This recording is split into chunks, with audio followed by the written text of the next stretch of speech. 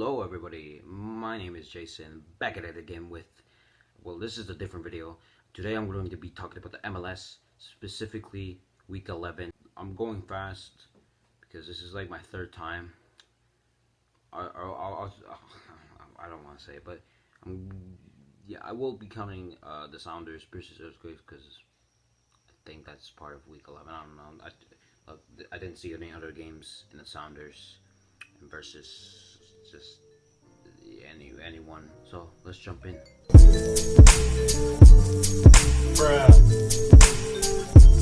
Sounders versus Earthquakes. There's really nothing to say a lot, honestly. When Jordan Morris scored the goal in the 4th minute, it was honestly just goal after goal after goal. Just 5 goals that the Sounders actually scored, and all the way through the first half and the end of the first half. But in the second half, it was kind of boring, honestly. But hey, at least the Earthquakes did score, but it was a penalty, so yay. But at least they actually tried, and they actually did score, even though it was by the person who carries them a lot, of course, Wałęsowski. But you know what? At least they tried. You know, I'll give them a pat on the back. But 7-1. Just end the season for those guys.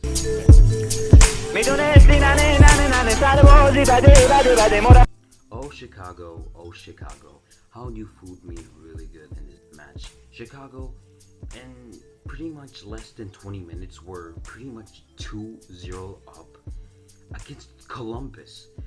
These guys are in first place. They actually could have gotten 3 points, but Chicago went back to just being dumbfounded, honestly, in the 28th minute. And Jesse Sardis, all of a sudden in the second half, he just woke up, honestly.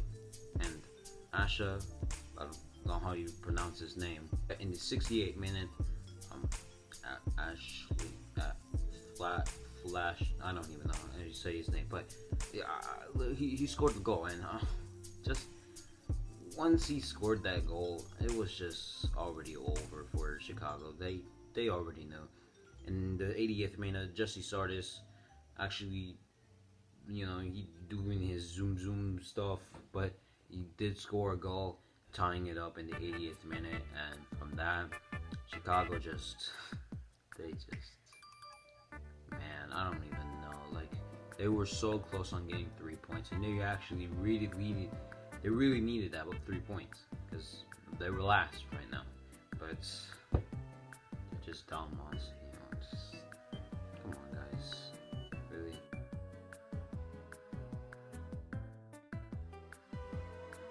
Now we head over to New York City versus Cincinnati. This is Cincinnati, to be honest. What were you expecting? NYCFC did score. Ring, that's his last name. Look, I only know their last names. I don't know their full name because they don't say in the jersey. Some people, but yeah. But anyways, Ring did score. I honestly can't. But Ring did score a 39th minute goal, making it 1-0, and then Tamer Humph did score another one in the 55th minute, making it 2-0 against Cincinnati. But Brandon Vasquez did score in the 74th minute, giving, a leg up for Cincinnati. But it was in the 74th minute, and I guess that helped, even though they didn't score after this. Not even any team, but hey, at least give it a try. At least they're not the Earthquakes. But hey, like, even though like Cincinnati lost, just be glad that they actually improved. Like last year they were terrible. Just conceded. They had the worst record, conceding goals ever. I'm sorry. Like, they actually rebuilt it, and you know, you gotta give a pat on the back for Cincinnati because they actually tried.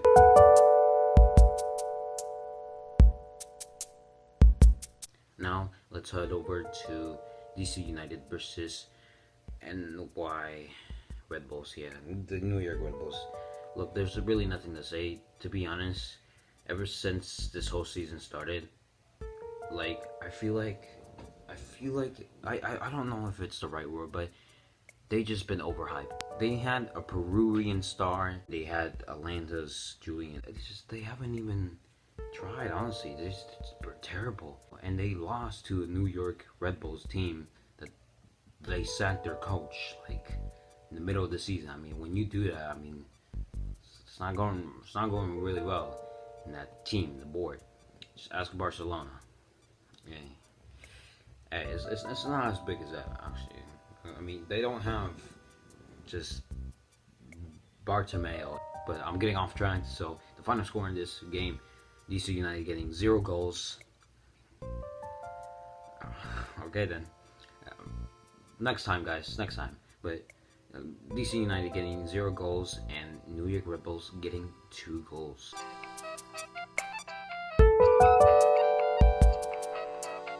Now next we head over to Orlando City versus Inter Miami. Now Inter Miami, they have been actually pretty decent, honestly. The likes of Blaise Matuidi, but he actually has helped the midfield position, and they actually did get a win, but that was Atlanta, and you know what they're going through right now, and it's kind of trash. But they did get a win, and they actually did tie with Nashville the game prior to that. But this was Orlando City, and this was, I guess, test, I want to say, but I don't know, they failed the test, honestly. But in the 34th minute, Inter Miami's own player did score, and that was off to a bad start, and Orlando was already up 1. But they did fix the problem by Shia, whatever his name is. He used to play for Atlanta, but I don't remember because it's not really good. But he did score in the 65th minute, but unfortunately, just 4 minutes later, it is 2-1. But look, they really actually need a goal scorer. I'm kind of glad that Higuain is here, but it would be really, really better if you just get a young star, because I'm really tired of hearing the retirement league. I'm sorry, I just don't like hearing it.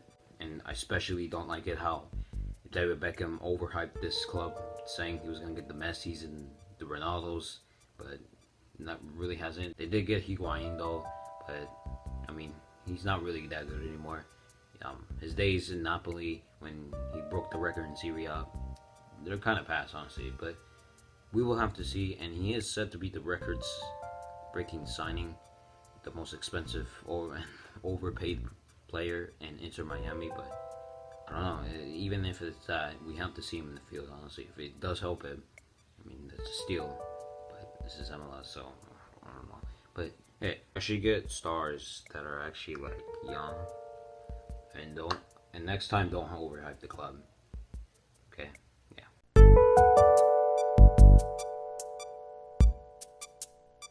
Next we have Philadelphia versus New England. Now New England and Philadelphia, I mean, two good teams just clashing into themselves.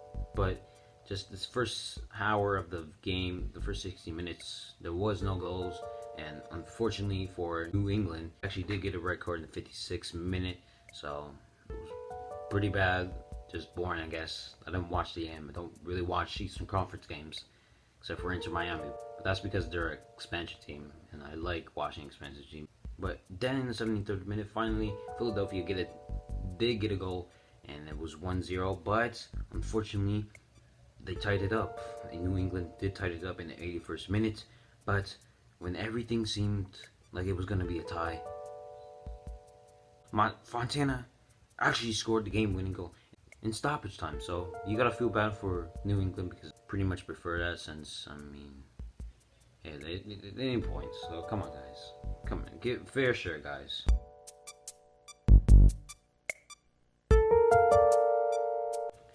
Up next, we have Nashville versus Atlanta United.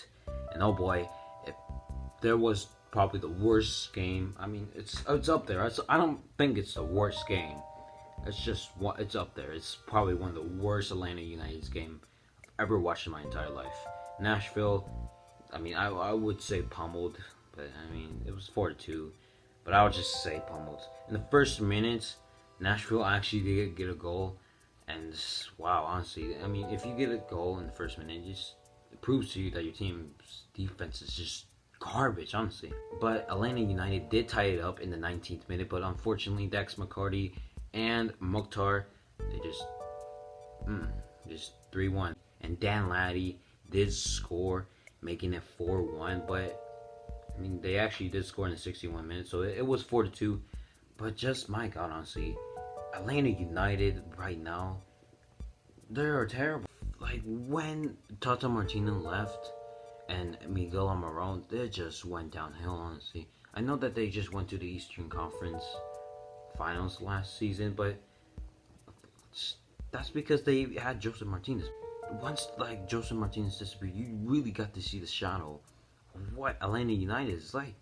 They are just absolutely terrible. We've seen LAFC without their big man, and they can actually do stuff, but they might have brain dead moments. Honestly, I gotta admit with that, but they can actually like win games without their big star man. Atlanta United, they can't do that. Honestly, they just sell all their good players, and PT Martinez, honestly, like a good talent. Honestly, I'll give him that.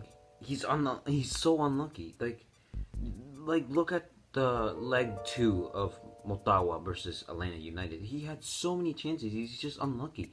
But Atlanta United just don't care. Honestly, they just look for everything they can find to save themselves. Unfortunately, well, it's not working, and look what's happening right now. It's just being a mess. Honestly, the next thing they're probably gonna do is sell Zico Barco, because that's the only good person I can actually think of. Braguzan actually as well, and just those two are the only ones that are actually trying to help this team. But this team is just so garbage. Honestly, I feel bad for these guys, but I hope they can turn this thing around, because I'm really tired of seeing these guys trailing, and I really want to see Joseph Martinez again. So yeah, I wish the best of luck for these guys. Even though I don't even know why I said that. Still got like a few more weeks. Yeah, who cares?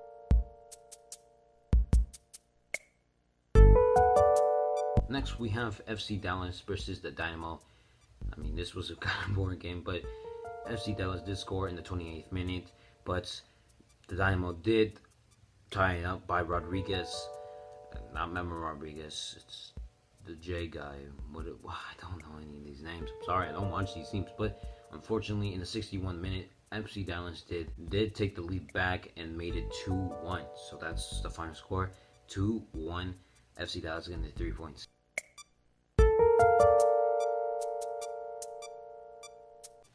Now next we head over to RSL versus Colorado, and unfortunately RSL wasn't having a good day, and especially when you lose to the Rapids. I mean, you just have to rethink your life decisions. Okay, that's too far, but just RSL was just having a terrible day. 5-0 against Colorado. Diego Rubio scoring 2 goals in less than 15 minutes, in the 3rd minute and the 10th minute, and then just 3 other goals from 3 different guys that I actually don't know, because I just don't know. Hey, there is next week RSL, so yes.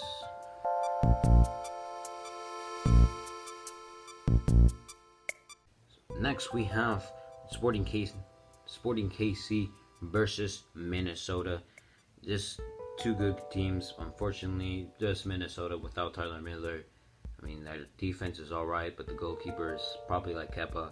I'm not really sure. I don't watch Minnesota. That's just what I think. But Johnny Russell did get the score in the 80th minute, and that was it, honestly. It was just 1-0.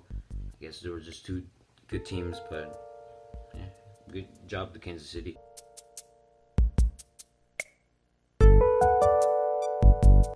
Next, we have Vancouver versus the Montreal Impact. Vancouver in the 7th minute just already got the goal, and I was about to say, hey, I'm actually not going to make fun of them. But then Montreal just tied it up in the 15th minute. They did actually get a penalty, Montreal, in stoppage time of the end of the first half. And then they did score in the 51st minute, in the 60th minute. But unfortunately, Vancouver did get a goal in the 68th minute. And also, Lucas Calavani.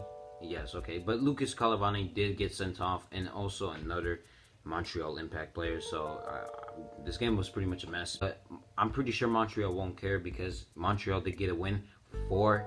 And I guess I can laugh at Vancouver still. Bruh. Bruh. Bruh. Bruh. Now next we have LAFC versus Portland. Portland coming into this game without Sebastian Blanco since he's tore his ACL last game against the Sounders. And this game really was a test for the Timbers to see if they can do actually well without Sebastian Blanco. And LAFC did get in this game with Edward Atuesta, and my God, how different this game just changed, honestly. Honestly, to be honest, in my opinion, LAFC without Edward Atuesta is like a golden car just without an engine, honestly. Like, you have actually like the results like they did in the Earthquakes, but then you just have some brain dead moments like the Galaxy game, especially the Seattle game, honestly, and RSL, I guess, honestly. But Mark Anthony K did score in the 37th minute, tying it up since Williamson from Portland did get a goal in the 25th minute, and Diego Rossi did get a goal as well. He really wants that goal to move, honestly. I mean, if he doesn't, honestly, I might be surprised, honestly. I actually might cry, but I also might be surprised. And Bradley Wright Phillips did score as well, making it 3-1. But Abobisi did score a minute after. And honestly, that was a beautiful goal. It was like the goalkeeper all the way just a goal, honestly. It was a beautiful goal, honestly. But unfortunately, in stoppage time, in the end of the second half, the new LAFC newcomer, Misovsky, scored the game-winning goal. And LAFC getting a win 4-2 by Portland. Now, LAFC, honestly, we really need this points. We were just barely in the playoffs. I'm glad that Edward Atuesta is back because, honestly, without him, it was just a mess. And especially when Carlos Vela was there, it was still a mess. But I'm just glad that Edward Atuesta is back since now the team is actually like not brain dead. But I'm kind of glad. And I'm just hoping that Carlos Vela comes back before the playoffs because maybe, just maybe, I'm actually not really sure. I highly doubt it, but just to win MLS Cup and qualify for CONCACAF so we can actually go back to back on it. So if we just lose against Cruz Azul, honestly, I don't even know when we're going to get CONCACAF in 2020 CONCACAF. Honestly, I don't even know when. But yes, if we do, honestly, it'd be surprising, but it'd be a lot better, honestly. It would feel great because, if you feel like it's Cruz Azul, you have to try it again, and you can try it again, but I just don't see it, honestly. But as for Portland, just without Sebastian Blanco, I mean, I don't know, it's kind of confusing, honestly. Like, their team did step up, honestly, but it looks like LAFC looked like a better team, honestly, but I just don't know, honestly. We might have to look at the next team. Now, the biggest question is, when will Sebastian Blanco come back? Will he even come back before CONCACAF Champions League? Because I'm pretty sure they really want to win that. And I'm pretty sure I want to see an MLS team win the Cup as well. I'm sorry, like, I'm tired of seeing just Mexican teams, Liga MX teams. I'm sorry. But, yes, will he actually come back? So just when, honestly, just before CONCACAF, I'm pretty sure they will try to hit it. It takes about 5 to 6 months for an ACL to recover. I'm pretty sure that's what I remembered. So maybe actually he might come back for CONCACAF. It might be actually changed due to Corona, and we're still waiting for the 2020 CONCACAF to end. So yeah, I don't know. I don't know if CONCACAF might be in February, but it might be later. So just and COVID-19. So it's going to be interesting seeing Sebastian Blanco come back, and will he be different, and will he have the same board, or will he be better actually? So just a lot of questions, and yeah. And I was almost about to end the video, honestly, until I remembered we still have to do one more. It's the Galaxy versus the Earthquakes. And honestly, I don't even know.